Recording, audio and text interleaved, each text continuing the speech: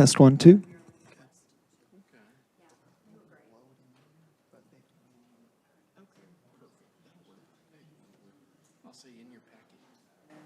Just a reminder for everybody, the little buttons on there, if it's red, it's no, green means go, and hot mics, everybody hears. Okay, we're good to go. All right, I'd like to call to order the City of Norman Board of Parks Commissioners meeting for Thursday, August 7th, 2025. First thing we'll do is roll call. Billy Davison, not here. Todd Fagan. Here. Christy Isaacson. Here. Mark Nanny. Here. Cheryl Sheriff here. Tori Tedder Laughlin. Here. Helen Ussery. Christy Wright. Here. Christina Wyckoff. Here. Okay, all right, very good. First item is consideration of approval, acceptance, rejection, amendment, and/or postponement of the minutes as follows. Board of Park Commissioners' regular meeting minutes of May 1st, 2025. Do I have a motion to approve these minutes? I'll motion to approve. Thank you, Christia. Do I have a second? Oh, go ahead. Thank you, Todd. Okay. All in favor? Aye. Any opposed? Okay, they will be approved. Second item is discussion items. Consideration of approval, acceptance, rejection, amendment, and/or postponement for the special recognition to honor AIM Parks Subcommittee for their outstanding commitment and dedication work on the Ames Parks Recreation and Cultural Master Plan. It's a mouthful. I can take that from here. We wanted to, here in the Parks Department, we just went through a 2-year, might have been more than 2 years. It seemed like, at times it seemed like it was lasting decades, but we had not only a plan for master planning our park, which kind of outlays what we're going to look like and what our park system's going to look like for over the next 15 to 20 years, but it was a full encompassing plan that covered everything from a land plan to stormwater to transportation. We covered so many subjects, and it was a big haul for the city. It was a big haul for the Parks Department, and we just wanted to recognize the residents who dedicated their time and commitment to making this plan. We, as a Parks Department, were very happy with what we got. This focused a lot on arts, and we wanted to make sure that when we start looking in the future and how we build out our department and how we build out our park system, arts is a big part of it, and I think we accomplished a lot of things. Then when the next couple generations start looking at what our park system is at that point, it's going to be a lot of thanks to the people that spent their time and wanted to come out here and outline how our Parks Department is going to look. So we have some plaques, and I know that not everybody showed up, but I'll call out some names, and we have our chair, and I don't know if she wants to say a few words, but She said she missed us. well, you can come hang out with us at park board anytime you want to. You said Ms. she Lee. missed us. So Lee Hall was our chair. We had Amanda Prince, Dennis Brigham, Jennifer Baker, Marcus Madlock, Mark Nanny, Sarah Snack, Cheryl Sheriff, and we had an alternate of Roberta Pels, who passed away through the process, but we wanted to take the time. We do have awards, and we have a special gift for our chair, Ms. Lee, and if you want to say anything, we'll pass these out to those who are here and recognize.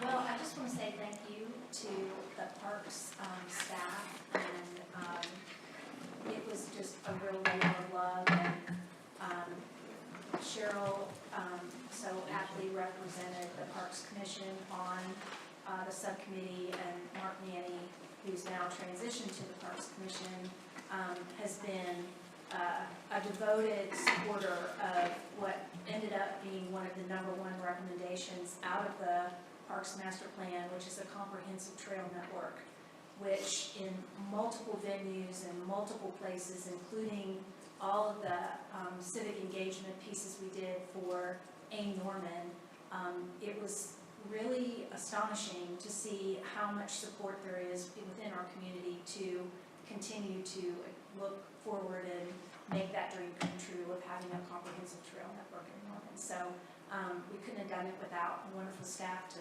support what we did. So we really appreciate all of you. So thank you.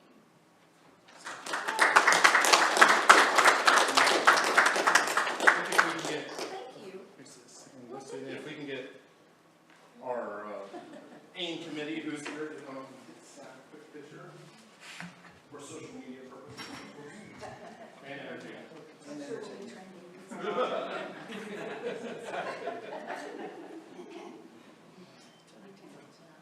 It was a big poll. There we go, yep. Check, everybody, good? All right. On a night when we have firehouse and historic house, we are talking cultural facilities. Fantastic.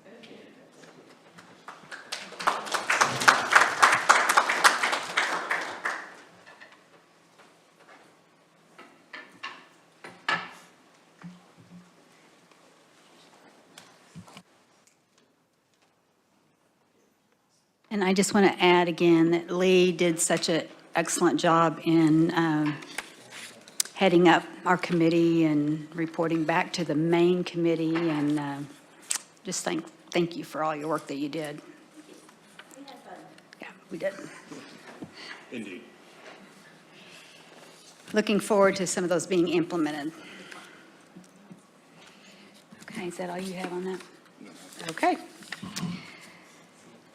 Item 3, consideration of approval, acceptance, rejection, amendment, and/or postponement of previously approved city council items. I'll try to fly through these real quick. There's a lot of them. We haven't met in a couple months, but we were pretty busy over those last few months.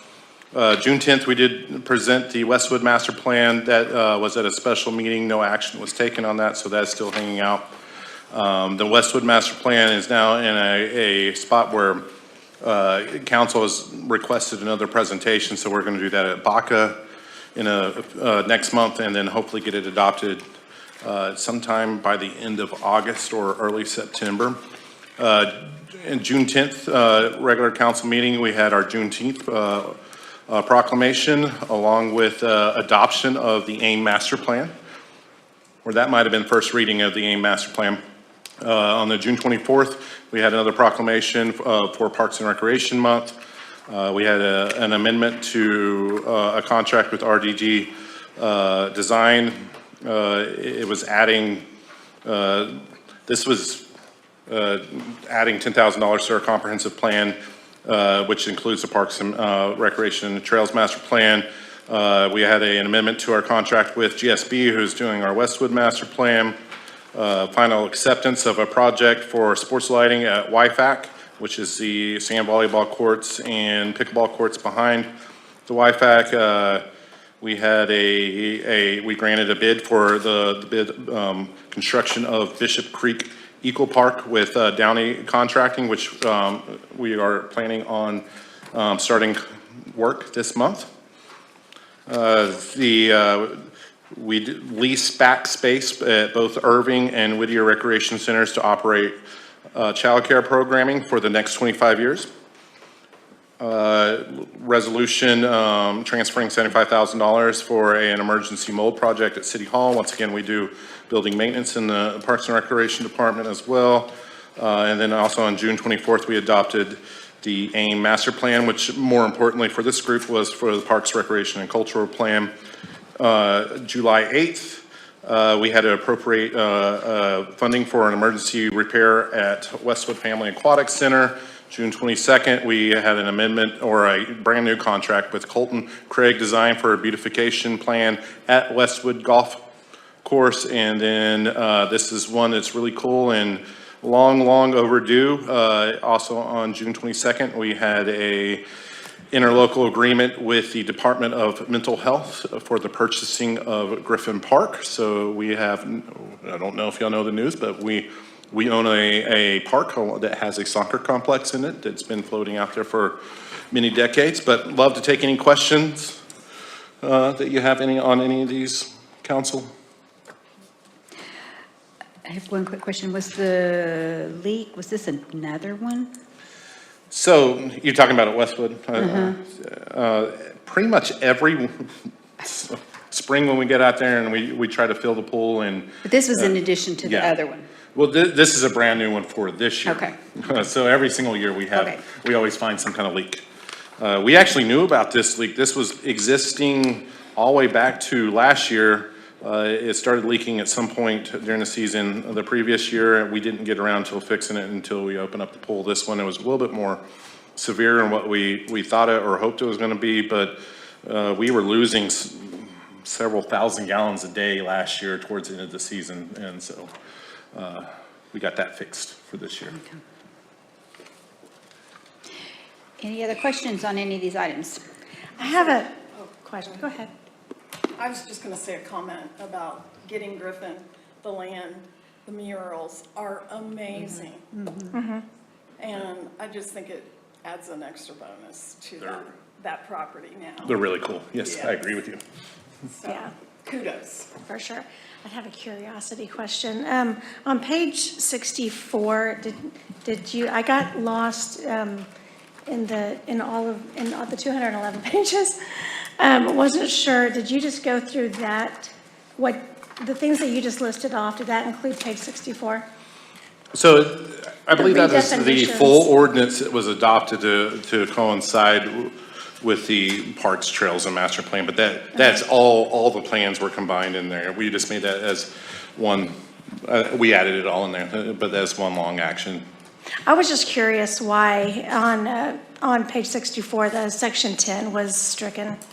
It didn't have any explanation. That is probably at some point during the ordinance that it could have been between first and second reading that was taken out. I really don't know. That would probably be something, if you would like To to ask answer for it, counsel. we can ask the attorney's Okay. office. Okay, I was curious. Thanks. I have a question. On page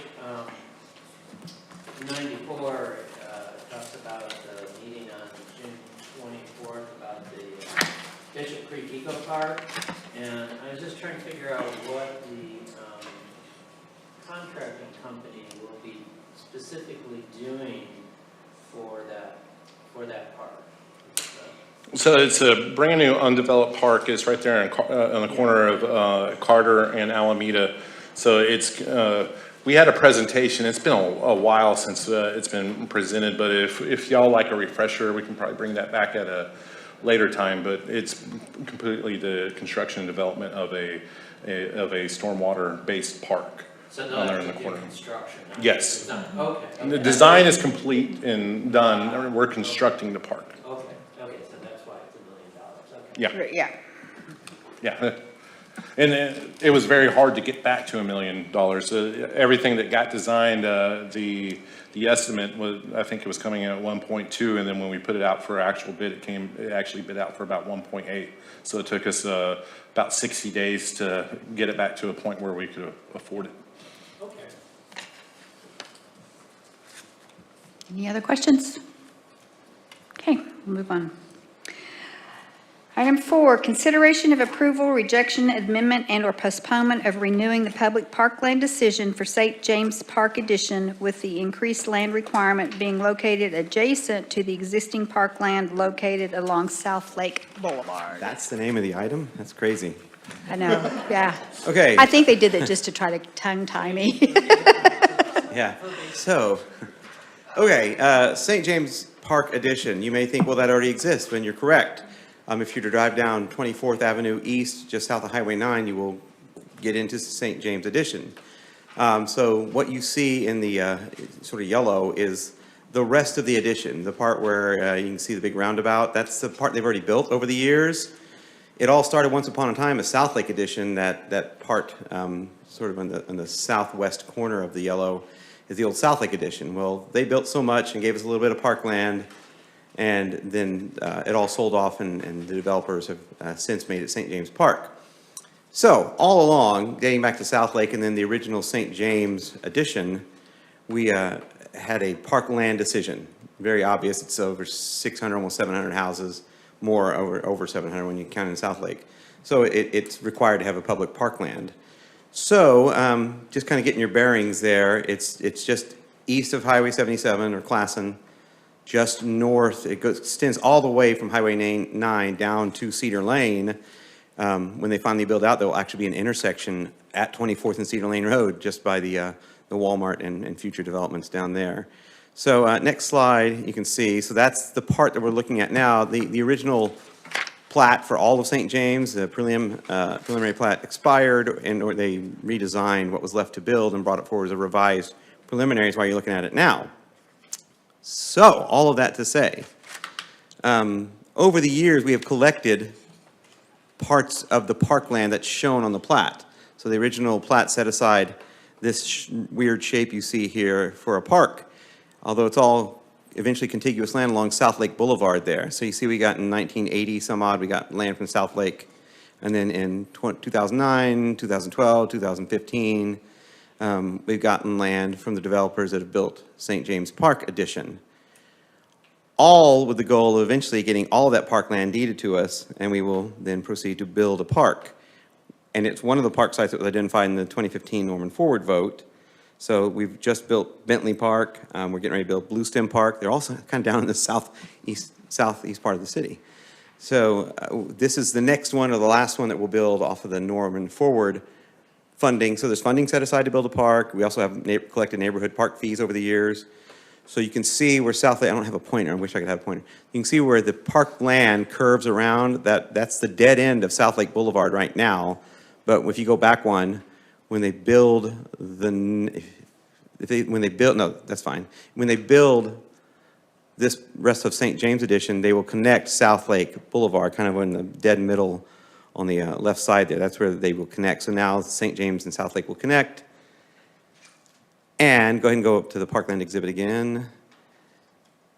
The long story of this land is there's also plausibly, potentially, more land that will be available in the future to add to the required parkland. So St. James / South Lake have always had a fixed amount of land they owe by ordinance.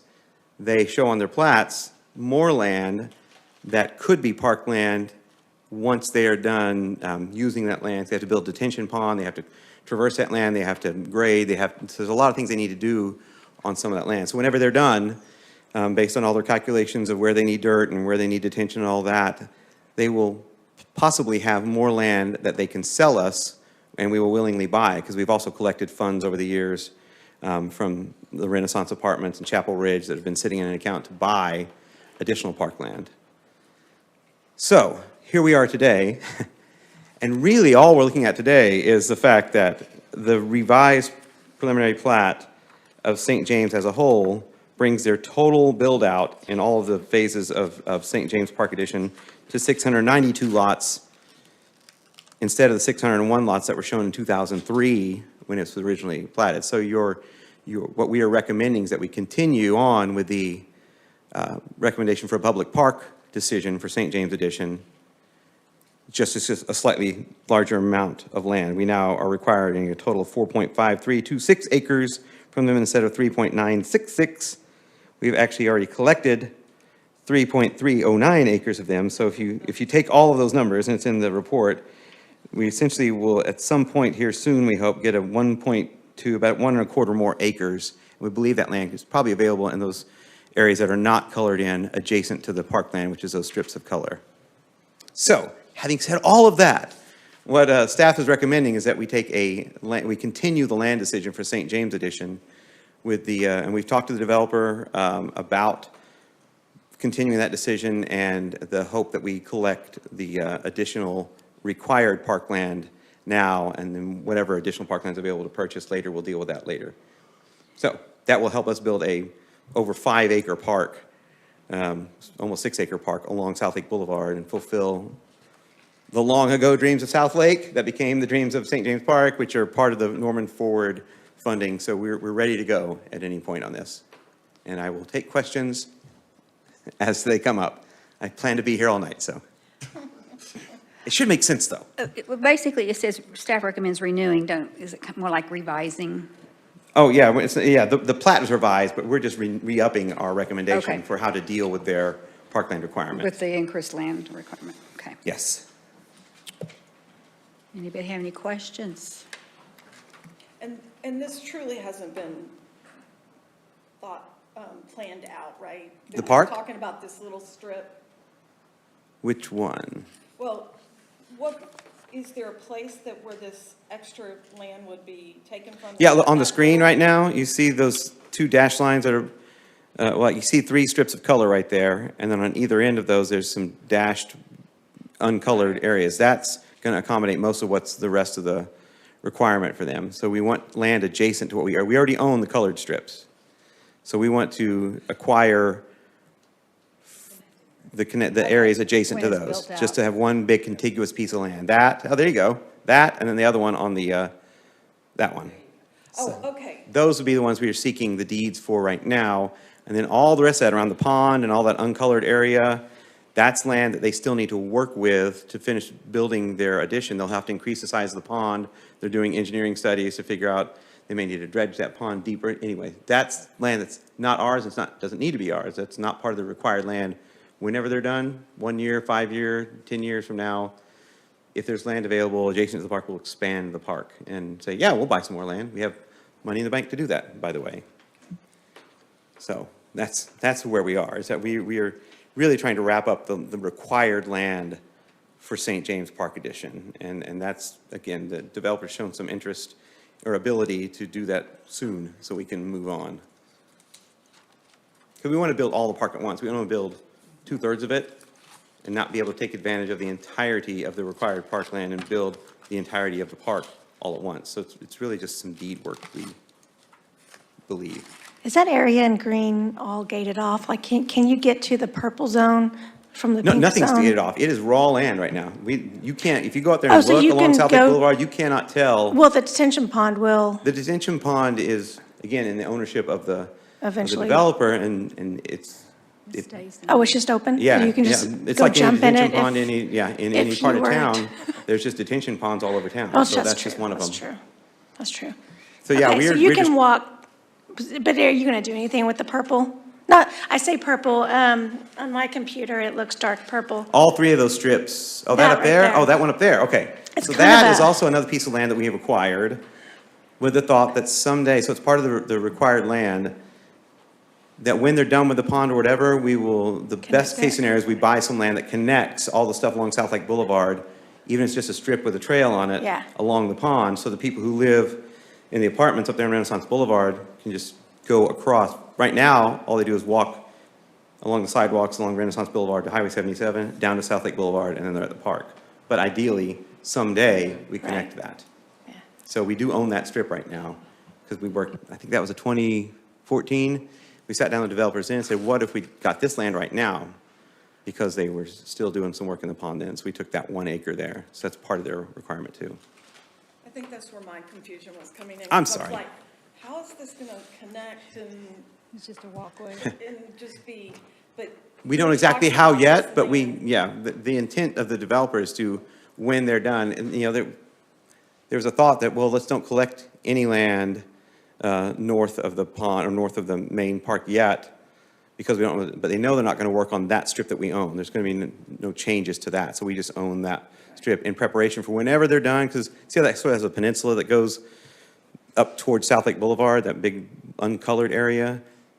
That pond will probably change shape. I'm not the engineer, I don't really know this for sure, but it seems like that's where they can dig the pond to have a different shoreline. So we don't want, need, and they shouldn't give us any land right in there because we don't know what it's gonna look like. But when they're done with the pond in year X, then we can say, yes, here's another, 3/10 or 1/2 or 6/10 of an acre that we need for a strip to connect from Renaissance Drive down to the park, which by then will have been built for years, and there's people that have enjoyed it, and the calls we get to people in South Lake that moved there in the 80s going, when there's supposed to be a park down here? It's like, yeah.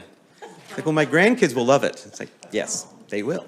So we're trying to solve the problem of temporal displacement that the people in South Lake have experienced. Like, I swear there was going to be a park here when I moved here back in the 80s. So we're almost there. We just want to complete the deed work.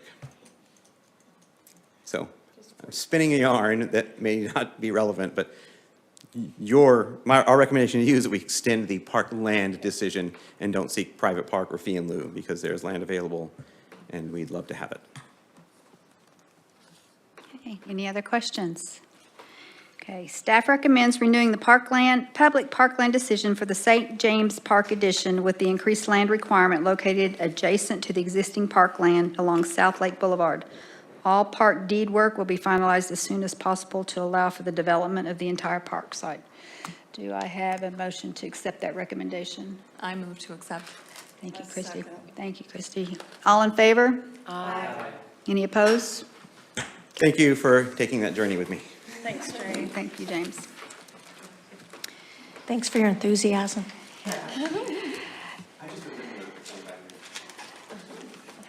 Thanks, Sean. I am just so excited that the firehouse keeps coming back here with, with, it looks like more grants and more money to improve the Firehouse Arts Center.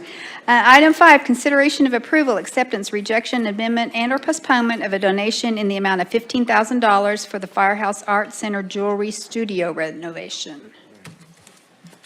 This will actually be $25,000. Wow. The firehouse is going to match some of these grant funds with $10,000 to go to the renovation of our jewelry studio. So I don't know how many of you know Elise Bogart, but she's the backbone of our organization. I think she's been teaching there since the 70s or 80s. So she's yeah. So something she's really important to us, and we've had 8 to 10 students in her classes. They fill up the first week of enrollment, and so expanding this studio into our South studio would be a way to kind of efficiently serve that audience, allow them, more space. We do surveys after each class. And so for the past 3 years, I've been getting surveys that say there's not enough space. And so they're literally working on top of each other in the small space they have. It's probably a quarter of the size of this room and less. So this would double that space and allow for hopefully 12 students to be in that space, or comfortably 10. Elise is also donating to the firehouse a lot of her tools and her jewelry library. So it's enhancing the whole space. So we're really excited to continue to get these funds from the Kirkpatrick Family Foundation. Hoping to continue to get those in the future. That's great. Any questions from Mr. Couch? Okay? Yes, sir. While I think it's a great idea, I'm just wondering if there is anything lost as a result of the expansion. That's a great question. So we have really effectively and efficiently moved studios to offer more space so we can have more service to the community and then more enrollment revenue. And so during the pandemic, our children's space in South Studio was doubled, and then our glass studio was moved downstairs. And so we have worked it out to where the children's studio has a ton of space, but it's really just utilized for, crafts and supplies and that kind of thing. I think we have maybe an accounting desk in there, or file cabinet of some sorts. And so that space isn't being really used. It's more storage.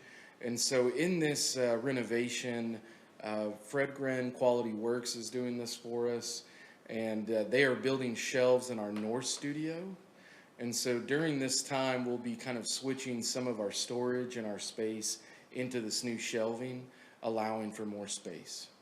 And so it won't hurt our children's attendance. It's just really finding a place to put stuff. So, great question. For future projects at the firehouse, we're trying to slow down. I know these guys really put on the work. We're very thankful for all the help and assistance. We couldn't do it without Parks and Rec. So we're hopeful for our expansion for Norman Forward 2 coming up as we kind of prepare everything for that.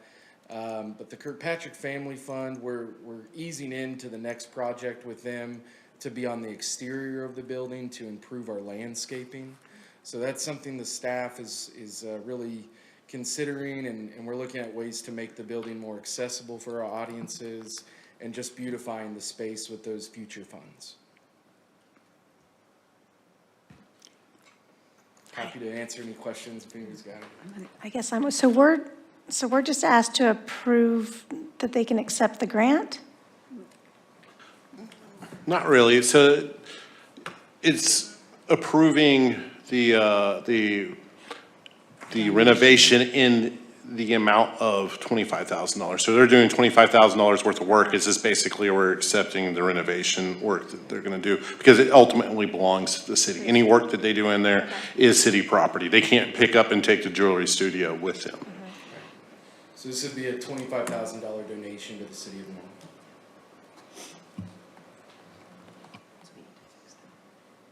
Any other questions? Okay. Staff recommends accepting the donation of $25,000 for the renovation of jewelry studio at the Firehouse Arts Center. Do I have a motion? I so move. Thank you. Second? Second. Thank you, Tori. All in favor? Aye. Okay. Any opposed? Okay. Thank you. Thank you all so much for your help. I appreciate it. Thank you. Good to see you. Item 6, consideration of approval, acceptance, rejection, amendment, and/or postponement of the annual report from Moore Lindsay Historical House Museum. All right, first off, I noticed that there was a duplicate page in your report that still had data from last year. So we have a new copy with that page taken out. I'm gonna throw all of it over for you. Thank you. Sorry about that. It's an easy thing to overlook. Until I was putting the packets my packet together and I said, why is there 2 big 3s? All right, so thank you guys for all of the support of the Moore Lindsay House that the Parks and Rec Department does. I am not gonna go over this whole 16-page report, whatever it ended up being, but we'll just hit a few highlights. So we have celebrated our 50th year this summer. The Parks bought the house the city bought the house in 1973, but we opened in 1975, so it's been 50 years of being Norman's historical museum, so that's pretty exciting. We had a pretty good year. First thing I'll point out is on page 2 of our report, our updated organizational goals. We got a grant from the State Historical Society to do some new strategic planning. And have an expert come in and teach us how to do it so that we can now do it on our own annually instead of doing it in 5-year chunks. So we've got some new goals there. Our programming has been more or less the same as last year. Now we added a new topic for adult program. We have watercolor painting workshops now, and we upped our children's classes by 20%. Because they keep filling up, so I'll keep offering them. Let's see. Our participant numbers were up about 22% from last year, with just a hair under 2,000 visitors. I think we came in at 1998, so. Most of our visitors come under the category of general admission, which means they're there for a tour or to use our research library, things like that. But then our numbers are going up for people who are coming for our events and our programs and our rentals. So that is awesome. All of that's getting good, or coming good. I'm so sorry. My notes are not matching up with my pages. Where are we at here? There we go. Fees and income on page 5. I did just want to point out that last year we got a $2,000 sponsorship from OEC and a $20,000 grant from the Arts Council. And the next 2 years, that Arts Council grant has gone up to $26,000, and we've applied for $10,000 from OEC, and they're making that decision right now at their board meeting. So I should know by tomorrow if we'll be able to expand our programs this year. And then our projected budget looks very similar to this last year's budget. We've got a couple of little increases, not little, minor, but not tiny increases in our website and software, our programming, and our contract labor. because as we hope to expand that programming, we're going to need to pay our teachers, and obviously our programming supplies are going to go up, and we need new ticketing software because the old stuff, the free stuff, is just not cutting it anymore for the number of people we've got coming through.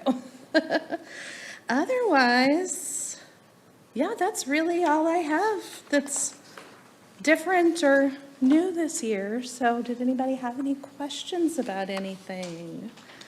Christy Isaacson, I know you do. Well, the accountant. I did have a question on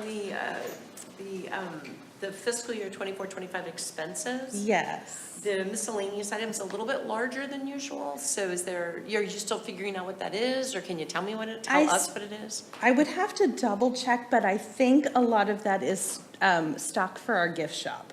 When we buy things for our gift shop, the amount that we have to buy from wholesalers means it's like 4 or 5 years worth of stock. So it only pops up every once in a while that we'll have to restock something, and it's a big expense. So Got it. I think that's probably what the majority of that is, yeah. Got it, that would make sense. Let us know if it's something else, please. Actually, yeah, there is a line item for gift shop, so maybe it's not. Well, that was income, not expenses. Oh, there is one for expenses as well, and that's smaller than I'm expecting, so I wonder if I accidentally miscategorized something. Right. I can double check that though and let you know if you, Awesome. yeah.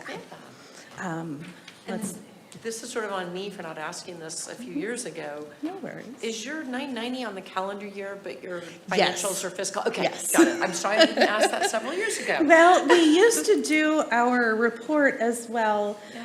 Honestly, usually it was just a year from the date we were Right. submitting the report, and then it got easier to standardize it and do it as fiscal year. And Yes. Since that's what our grants want and all of that, so yes, but the 990 is calendar year, so it doesn't, the numbers are not numbers weren't exact. matching. Yeah, And it's confusing. I understand. No, thank you. Yeah, no problem. All right. And I'll check that miscellaneous and then email it to Carla, and she should be able to get it to you guys. All right, perfect. All right, well, thank you. All right. Any other questions? Okay. All right, I think we are now. Do we need to vote to accept that one? Okay. Do I have a motion to vote acceptance of the annual report from the Moore Lindsay Historical House Museum? Thank you, Todd. Second? I'll second. Thank you, Christy. All in favor? Aye. Any opposed? Okay. That would be forwarded to council. Norman Forward update. I think Norman Ford update and, do what? Oh, no photo, but it's got a, lucky for y'all, it's a lot shorter than it was about 2 years ago, but the big Norman Ford thing we had going on this past month, we did have about, I think it was $30,000 in Norman Ford money at Griffin that went to the painting of the silos. We had a ribbon cutting, and it was probably about 3 weeks ago that we cut that, and I would say probably out of all our art always gets, our Norman Ford art gets a lot of comments on social media, but this is probably the most positive one we've had so far. I haven't seen anything negative about it.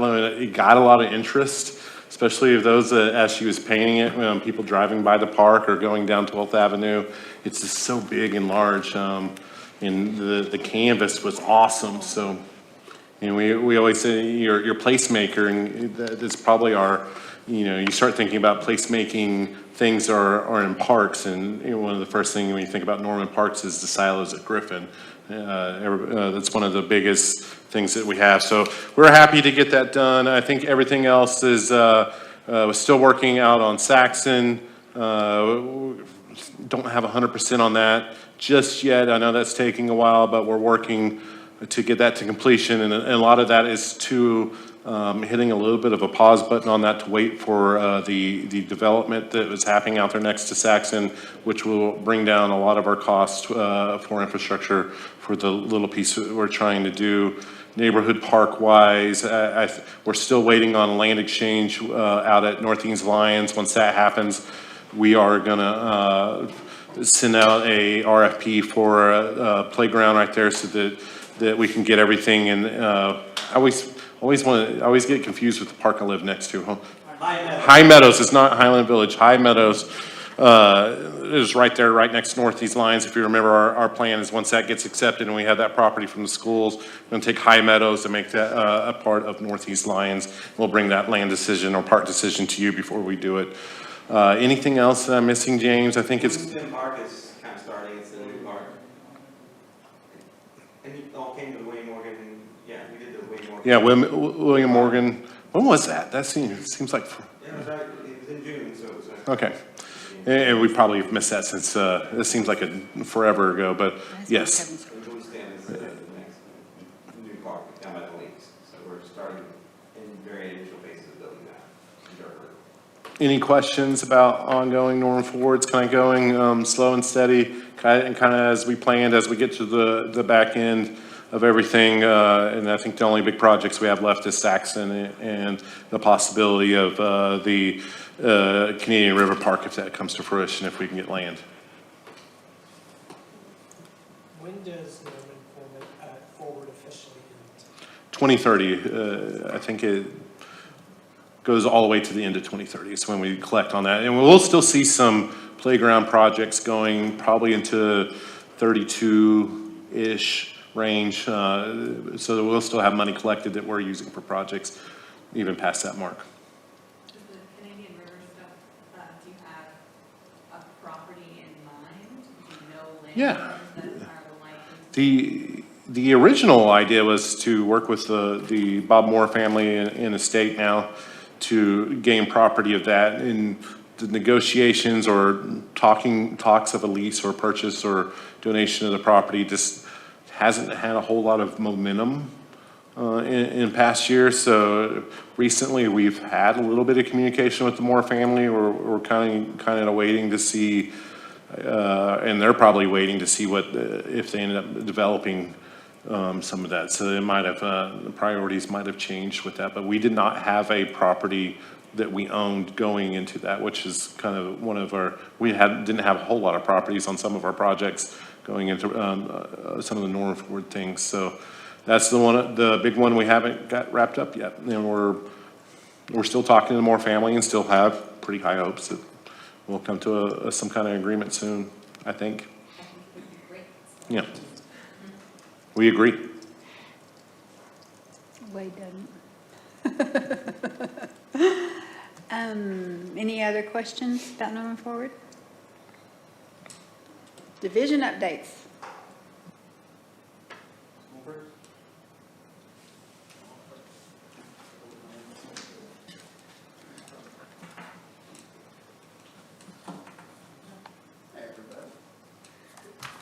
How's it going? Great. So this month in Parks and Recreation, we just wrapped up the Norman Educators Day at the Young Family Athletic Center, where in partnership, really the Trey Young Family Foundation put on this event at the Young Family Athletic Center. We just helped facilitate it, but we were able to get lunches and donations to over 1,000 Norman Public School teachers throughout there. It was a lot of people in that space, but it went really well, and we got a lot of praise from Norman Public Schools, and it's always good to help out our community there.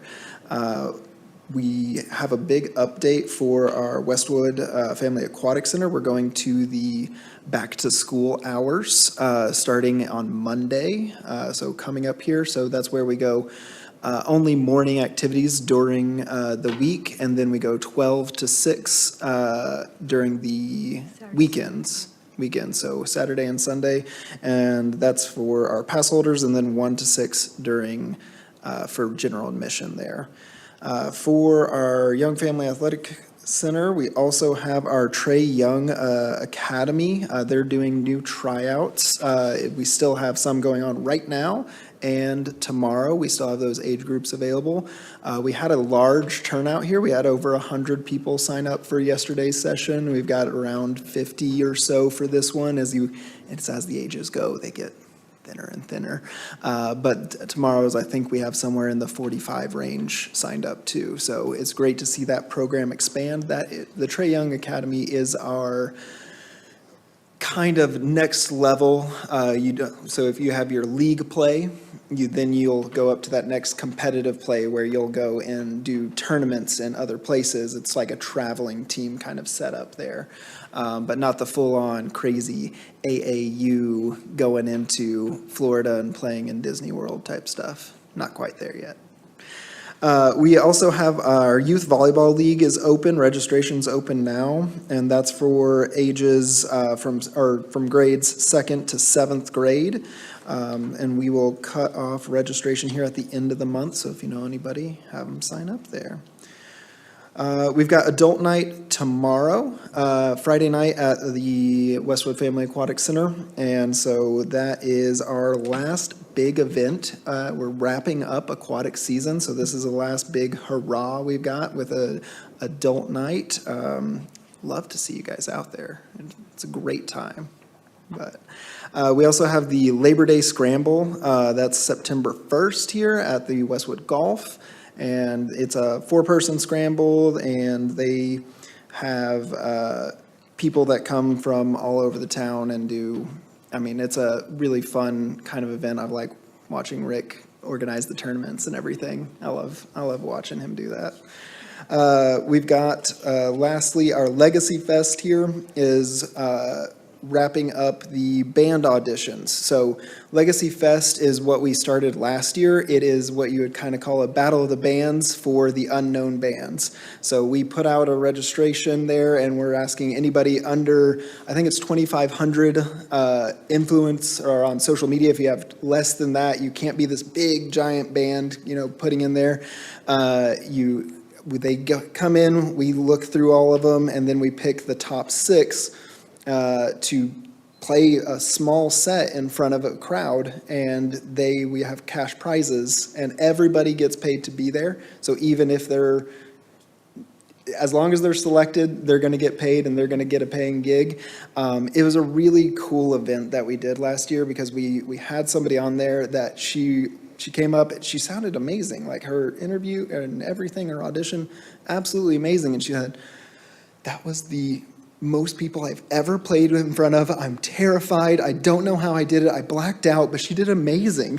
I think she came in 3rd. Like, it was a really awesome setup here. And so that's the point behind this event, is to really get a good, get Norman artists a place to play that they usually wouldn't get in front of. And so we're really excited about that one. And if you know any local bands that you're like, they just play in the garage, tell them to enter, because it's a great time. When is it again? It is September 13th. The deadline is technically August 10th, and I would love to, we're probably going to expand it a little bit more, just to try to get more in there and everything. But that's what we've got. Oh, our after-school program.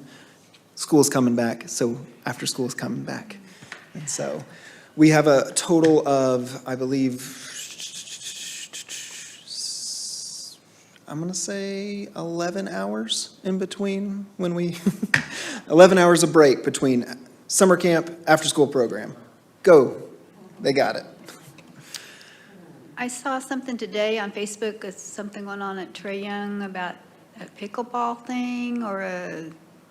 So from the point, is that the one? Cosmic Pickleball. Oh, yeah, Cosmic Pickleball is, where did that go? That should have been in my little notes. And there's 2 things I thought I saw. Yeah, so Cosmic Pickleball is this Saturday, August 10th, I believe. And it is a really cool setup we've got going. Basically, we take the house lights down in the gym there, and we've got a bunch of large black lights that we set up, and it's where we've got tape on all the paddles, line tape, everything glows, the nets glow, the balls glow, and yeah, if you've ever seen, it comes from, have you heard of the Savannah Bananas? There's a secondary team called I think, Chili Peppers or something like that. It's something ridiculous along that, but they do cosmic baseball. And it was a very high level where they took every single light in the baseball stadium and turned it into a black light. And so they had glowing neon jerseys, glowing neon bats, the ball, everything was full blacklight. And I'm like, I don't know if we can turn a whole baseball stadium, but we can surely do a basketball gym for a little bit. And so it's going to be a really neat event. That's going to be something special. And it's $5 for non-members and free for YFAC members. So if you're a YFAC member, come on down. And if you're not, come be a YFAC member. Pay $5.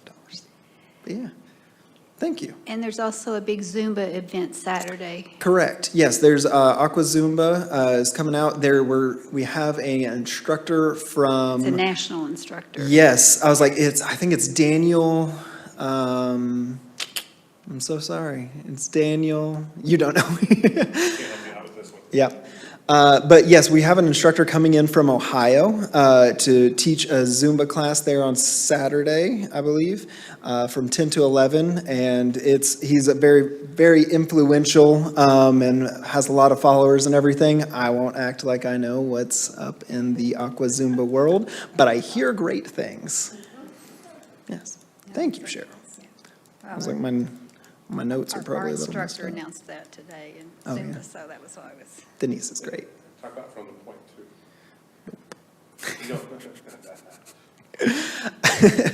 So from the point, Oh, from. yeah, that was the other thing, wasn't it? Okay, Yeah. yeah, from the point. So from my understanding, and we're still fleshing a couple things out here, but it is Trey Young. that, yeah. Yep, Trey Young is having a basketball camp there at the Young Family Athletic Center, and it is available. You can register now to come There's out. certain age, it's for kids. Yes, It's like correct.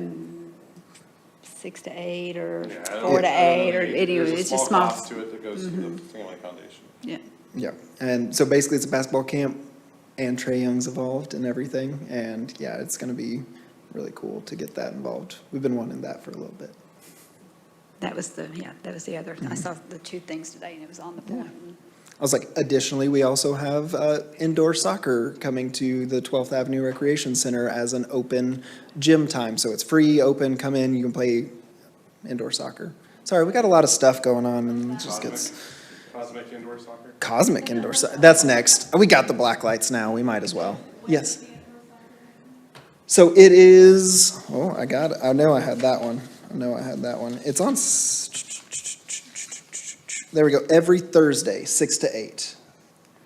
Every Thursday. No, it's open to anybody. Yep, it's just open. Sure. No, so open play is the opportunity for the community to come together and experience different skill levels and everything. Most of the time, they mediate themselves. It's like open pickleball play.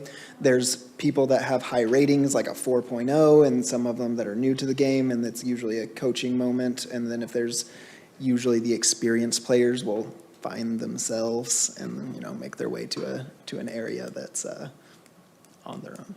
Yeah. But it's a fun, any of our open gym times, like at the Young Family Athletic Center, it's a community time for everybody to come in and experience different levels of play. I'm just really curious about the Indoor soccer thing. Yeah. So there's several games going at one time? How do you split the courts? Because the ball will Yes, so the 12th fly. the 12th Avenue Recreation Center is set up there as two parallel courts, and so it's And there's a two wall between basketball them? courts, and we have a curtain that we pull in between them, and so basically we have two soccer courts available that will be Okay. set up inside of it, and then it's open to breaking it down, depending on the people that are there, and breaking it into half games to where you can just play on one goal or doing a full match. Okay. No, it's a full-blown like rafter to Like a floor net. curtain. Yeah, you won't be able to knock through it. I couldn't get through it, so I hope a ball couldn't. It's kind of like the curtains at YFAC. Yep, very similar. It's connected to the ceiling, goes all the way down to the floor. My husband plays up in Edmond, but we have play here, that's not. It's not the board. This is just, yeah. Yeah, this is a fun, isn't playing open off the event. boards or anything If like you're that. expecting high-level surface texture, No. it's still a gym floor. Yeah, getting involved, doing different things. That's what our recreation centers are here to serve the community, so we've done a couple surveys out in the kind of the area and seeing what we could bring in there, and that's one of those programs. Yeah. Well, thank you, guys. I'm sure there's a bunch of other stuff we're going on, but I know these guys gotta do, I know, I'm going. Thank you, guys. Enough of the fun stuff. Hello, park development, which includes forestry and park planning. You've heard some of the things we're working on. One we've been working on a lot is getting that land deal done down at St. James at Park Edition. Bishop Creek Eco Park, like I said, they had a pre-work meeting and they should be mobilizing next week, I think, setting job trailers and getting the big billboard out of there is Let's say something. it's billboard gone. Yeah, it's coming. We canceled their contract. YFAC, we're finishing up the rear courtyard and landscape and all that stuff in and around in between and around the football, sand volleyball, and pickleball courts. So that's coming. Next council, they will be accepting the community wildfire protection plan, which we developed with it's really a fire department plan, but a lot of the money comes through the forestry service. So our forester worked a lot with them, and that'll be something that will help them to implement all sorts of things to make us fire-wise and fire-ready. In Norman, Urban Forest Master Plan, we've just done a review of a final draft that'll be coming, I think, to next month's Park Board. So you'll get a chance to look at that, to kind of lay out the next 15 years of our forestry work and growth of that division. Let's see. It's been since this happened. So we had a crew come down from American Ramp Company and work at the skate park, doing some repairs to the mini ramp and getting that done. That was good. Working on some graffiti. We went over to Creekside Bike Park. Colin helped put together a work day over there to kind of help refresh some of that area. And we're going to do some more work coming up on some of the jump line stuff at the bike park. Like we said, Blue Stem and Northeast Lions and Morgan Park, all the park things that we're doing. It's a new fiscal year. So we have some funding that we requested and got for our facility projects. We're going to do some replacements of some of the curtains and borders at the Sooner Theater stage. Not a whole lot. There's some that have just been worn out. Amy left, but we finally got a report back on how to repair some foundation issues or flooring issues really underneath the historic house. The chimney we thought was having trouble. It's really just some support that's missing where they built, where they did the foundation work. It's gonna need some just jacks put under there because we were panicked that the chimney was falling, but it's not. The chimney's solid. It's just that some of the joists where they had attached near the chimney had kind of, some of their supports had gone away, so we're gonna rebuild that.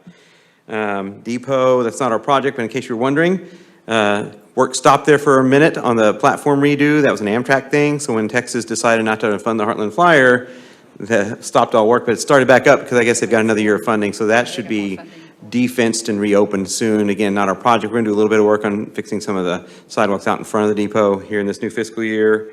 And as you know, we're doing the firehouse renovation upstairs. Then we also added some gutters to some areas where there's water coming in the patio. And just very recently, hot off the presses, latest news, if you've noticed, Main Street medians out by Sinclair Station, Panera Bread are completely barren. There's one that is completely empty, where they've been rebuilding the Bishop Creek, or Merkle Creek, across. So we are working on a landscape revision plan for that area, because those are areas that this Parks and Rec Department, it's a beautification island, we've maintained it for decades. So we're working on a renovation of that as a sort of first stab at renovating all of them eventually at some point. So we're taking advantage of existing work to do a landscape renovation out there. And many other landscapes in our park planners working, Megan's working with us on several things. At Westwood Tennis Center, by the way, also at the next council meeting, we're gonna approve some work to improve and replace the very old lights on the very oldest courts out at Westwood, knowing that there's maybe a master plan to redo the whole place someday, but they're really past the end of their life. So renovating those, freshen up the landscape, some signage, doing some work at the tennis center. We just renovated sort of the ice room, drinking fountain area and bathroom. So just keeping that place freshened up too. So, and other things as they come up. Wait.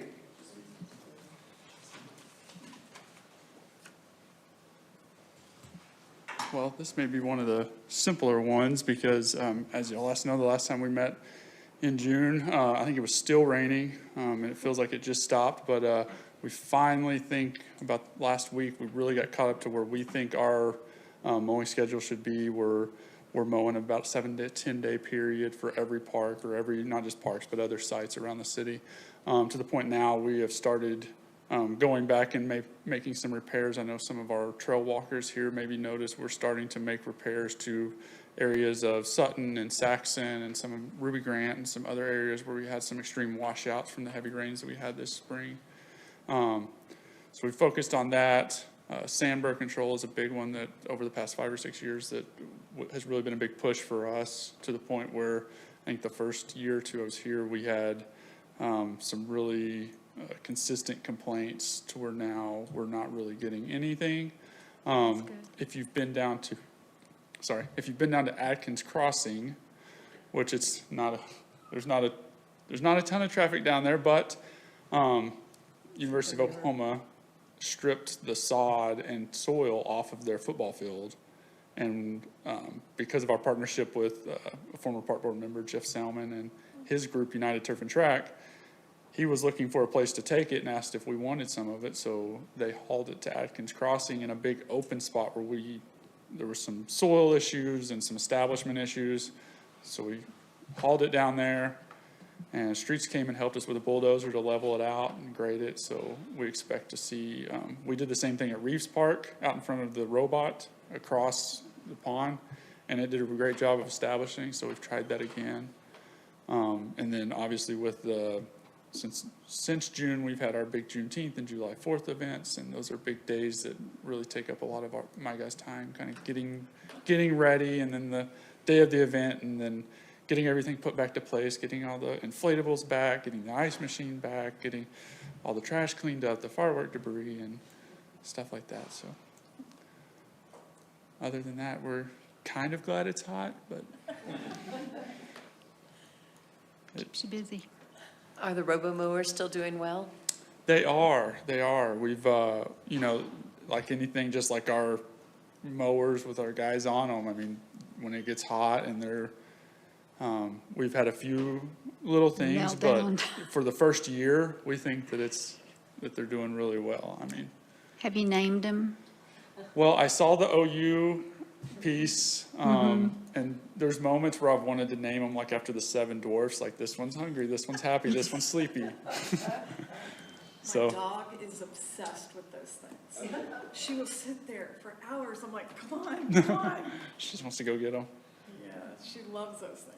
Now there was, like I kind of said, when we try to catch up mowing, when we try to get to that 7 to 10 day period, if it's thick and mowing, when the grass is thick and growing fast, like it had in the month of June and early July, it may take us 3 weeks to get caught up. Well, when we start back at the one we started at 3 weeks ago, it's had 3 weeks of growth, so it slows our whole operation down. Same thing with the mowers. So there was a time there where I was concerned that, on a yearly basis that they wouldn't be able to keep up, but I think we've solved that issue as well. Wait, do you have to rotate those things? I mean, what's the maintenance on them? Because they're running pretty much nonstop. Yep. So the only real thing that we have to do consistently is change blades. They've got 5 blades. They're about the size of your razor that you shave your face or whatever. And that's what I can. But anyways, at some point. They've got 5 on each unit, and then, so periodically those get dull, and we have to change those.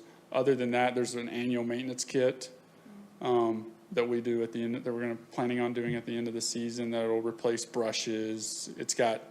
So as the tires go through the unit, it's got brushes that keep them clean so that they don't get grass and mud and stuff caked up on there to change that depth height and stuff. So there's brush kits, there's, battery connections that we'll probably change out in the winter, which our plan right now, or my plan right now in the winter, is to pull all those units in, unplug the power to them so that the control systems and stuff are out of the weather for the entire winter.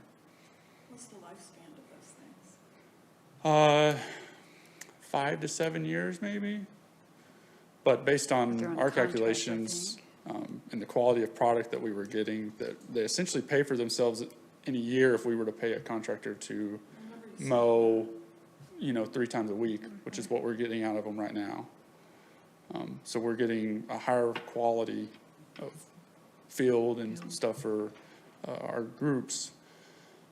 But we're also saving what we would have been getting for the lower quality from a contractor.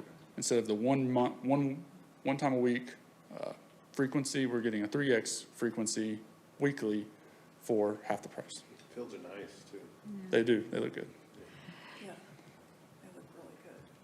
I know Steve Gillis was real instrumental in soccer. Are they still mowing their own fields or, okay?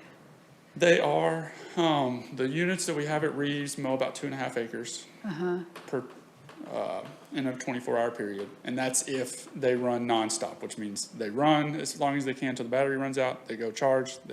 As soon as they charge fully, they go back out. So we've done some demos for Griffin, but it would have to be a bigger unit. When you consider the amount of time for any irrigation, any play usage. So we've demoed a couple other options for them that are a little larger. But they're the ones that they pay for the maintenance of their own fields. I Yep. assume you guys mow some of the bigger areas, but they just do They do inside the fence. inside the fence. And we do okay. outside the You do fence. outside the fence, okay. And we help them kind of. Oh, yeah. Sideways with their fall and spring pre-emergence and fertilizer and stuff. Thank you. Any other questions? Any other questions? We'll wait. Anybody else? Okay, miscellaneous, anybody have any miscellaneous? Okay, public comment? I don't see anybody here for public comments. Okay, we are adjourned.